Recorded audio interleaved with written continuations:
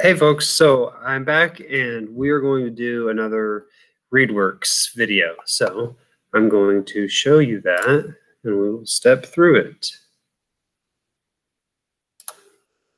Click, click, click, clickety, click, click, click. Okay, so now you see ReadWorks, right? We're going to log in with Google or with our class code. Our class code is G as in girl, Y as in yes, B as in boy, G as in girl, X as in extra, X, 2. Okay, GYBGX2. I need a word that starts with X. That's tough. Okay. And now under assignments, I hope you see practice makes pain. Okay, so we have this article here, and the reason we are reading it is because I think that the author sort of has an opinion, but they are also presenting facts. So this is just an interesting piece to read and talk about with author's purpose. Okay, and let's just jump into it. Okay, practice makes pain. And this kind of means like a pause, right? Like he's like, what does practice make? Does it make pain? At 10, Courtney Thompson was a top-ranked gymnast in New Hampshire. She had been doing flips since she was 1 year old, and she had her heart set on competing in the Olympics. She must have been pretty good. She practiced 4.5 hours a day, 6 days a week, repeating the same move 100 times. She worked very hard. Her demanding schedule took a toll. It got to the point where Courtney could barely straighten her elbows unless she put ice on them. That's not normal for a 10-year-old. On January 12th, 2005, she had to stop in the middle of a floor routine. I jumped up and grabbed my arm, she told Senior Edition. It hurt wicked bad. That means a lot. Doctors discovered that Courtney's constant workouts had caused the cartilage or connective tissue in her elbow to separate from the bone. Ouch. She had surgery on both arms and endured months of painful rehabilitation. So she had pretty serious injury. She had surgery, and recovery from that was painful and long. Courtney's experience is part of a growing trend in youth sports. Severe injuries, once limited to professional athletes, are now showing up in kids and teens. We're starting to see 12-year-old kids look like 40 and 50-year-olds in terms of stress on their bodies, wrote Rock King, a kids volleyball coach, told reporters. Experts say kids are pushing their bodies to the limit, practicing sports too hard for too long. The strenuous schedules often lead to dangerous injuries that could leave young athletes on the sidelines permanently. And I know in my life, it seems like youth sports have become more and more serious. So maybe this is true. So this is a good place to stop and think, like, what is the author showing us so far? Okay, so far, I think they are reporting about some facts, right? They're reporting about what happened to Courtney Thompson. They're also saying that other people are seeing children with stress on their bodies that looks like older people. So it sounds like the author has an opinion that these very serious youth sports that require lots and lots and lots of practice could be dangerous. Right. From 30 to 50% of youth sports are due to overuse. So just too much, according to the experts at the Physician and Sports Medicine Journal. Overuse injuries are caused by repetitive motion that over time puts more stress on a body part than it can withstand. The tissue or bone eventually breaks, stretches, or tears. Danny Clark ended up with an overuse injury last year. The teen baseball player from Altamont Springs, Florida, hurt himself by throwing 80 pitches in a single game after 2 months of not pitching at all. So a lot of use after no use. That's definitely more dangerous. The sudden repetitive action tore Danny's rotator cuff. The rotator cuff is a group of 4 muscles and the tendons that connect them to the bones in the shoulder. Afterward, he couldn't pitch for 2 months and needed 5 months of physical therapy. Wow. So, in that section, under strain, the author is reporting more facts about injuries that young athletes are having because of very strenuous exercise. And it really does sound like the author at this point is only giving us one side of the argument. The author is not telling us about any of the things, the good things that might come from youth sports, because there are good things also. They're only telling us about this one side. So I would say that they're a little bit biased. They seem to have an opinion that some of these youth sports are not safe for kids when they're taken too far. Too much, too soon. Experts say injuries such as Danny's are on the rise, in part because more and more kids are abandoning casual sports for organized team competitions that require hours of practice and game time. Kids are playing sports more aggressively at younger ages, explains James Beatty, an orthopedist in Memphis, Tennessee.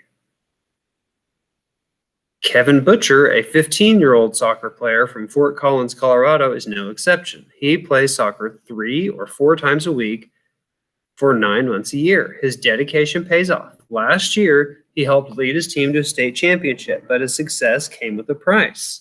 Last year, I sprained my ankle a few times, dislocated a bone in my foot, and broke both sides of my pelvis. Wow. Kevin told Senior Edition. The first time he broke his pelvis, Kevin didn't realize it for about a month. He played through the pain until doctors forced him to rest. When he dislocated a bone in his foot, a physical therapist popped the bone into place, bandaged his foot, and let him play the next day.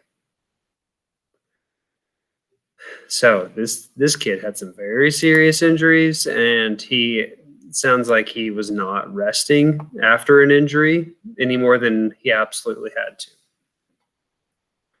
Knowing your limits. Not every kid who plays sports ends up with serious injuries. Experts say the key to avoiding injury is paying attention to your body. Feeling sore after practice is okay, but sharp pain is a warning sign that shouldn't be ignored. Kevin learned that lesson while recovering from his second broken pelvis in less than a year. There's definitely a glory in playing through pain, but I think there's a limit, he told Senior Edition. You have to know when to stop. So there the author does present some positive, like I feel like after reading that, the author is sounding more like someone who is presenting facts and trying to just give us information, and a little bit less of a persuader, because they're saying, it's okay to be sore, but you need to rest, you need to take time off if you have a sharp injury. It's not only negative. Let's see how the rest of it goes. How to stay safe. Playing sports doesn't have to lead to injury. So that's another positive statement. Here's how to stay in the game. Limit the time you spend playing a sport, no more than 15 hours a week. Okay. Increase the length and intensity of your training slowly. Never add more than 10% a week. If you ran for 20 minutes last week, you can run 22 minutes this week. So don't do nothing and then throw 80 pitches in 2 games. That's how you get hurt. You want to make a slow increase.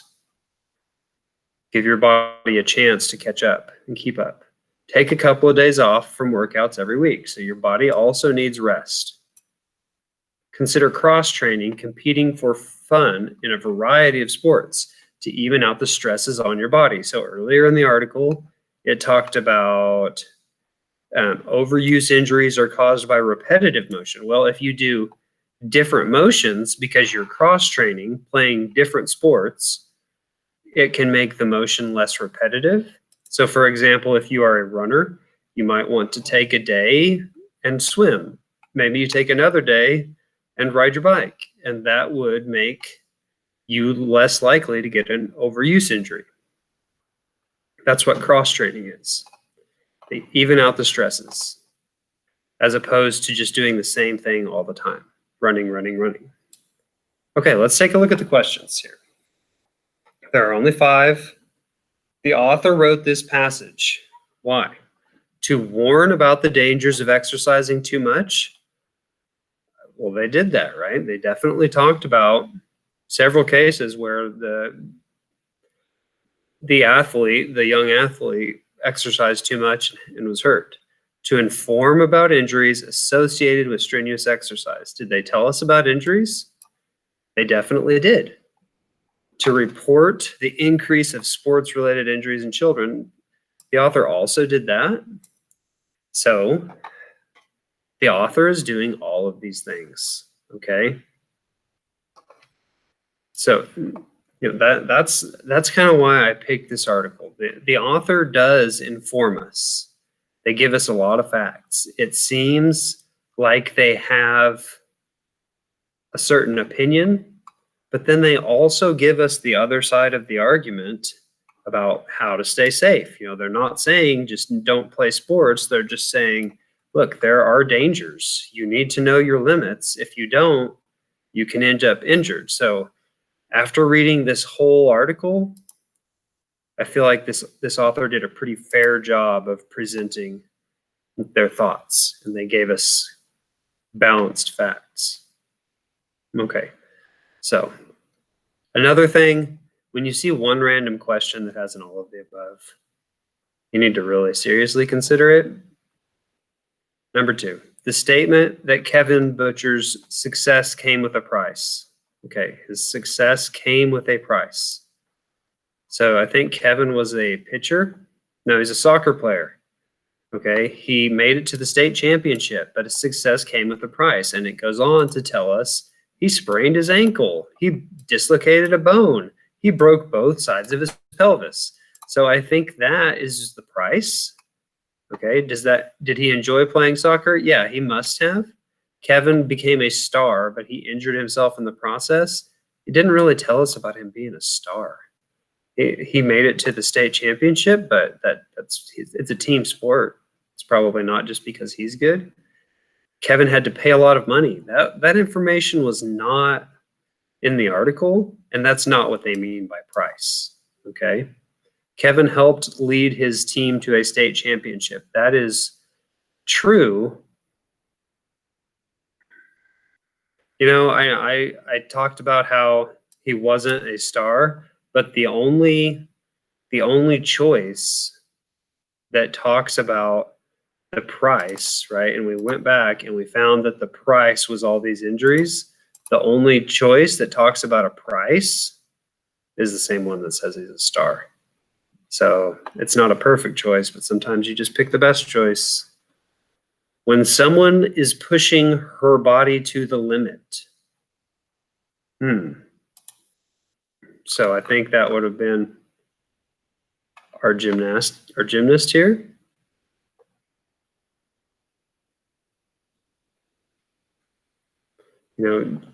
Really all of these athletes, they worked and worked and worked. Experts say kids are pushing their bodies to the limit, practicing sports too hard for too long. So this is a context clue. Sometimes an author will say something, and then in the very next phrase or sentence, they tell you what it means. That is what this means.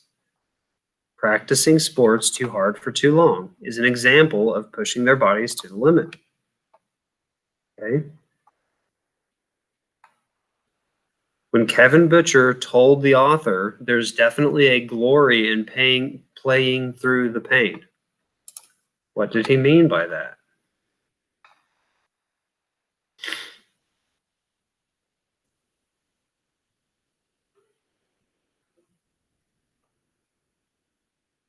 Kevin learned not every kid who plays sports ends up with serious injuries. Experts say that the key to avoiding injury is paying attention to your body. Feeling sore after practice is okay, but sharp pain is a warning sign that shouldn't be ignored. Kevin learned that lesson while recovering from his second broken pelvis in less than a year. There's definitely a glory in playing through the pain, but I think that there is a limit. You have to know when to stop. Yeah, I mean, for this question, if you've ever been on a team where you feel like you're contributing, where you are important to that team being successful, you might have an idea that there's sort of a pressure there. There's pressure, and people look up to you when you are able to play, even though something might be wrong. So I think that's what he talks about in glory. I think he's talking about how people might appreciate you playing hurt, but there's a limit. There's a point where you should stop and say, no, I'm not okay. And I'm not going to get hurt for this. Okay.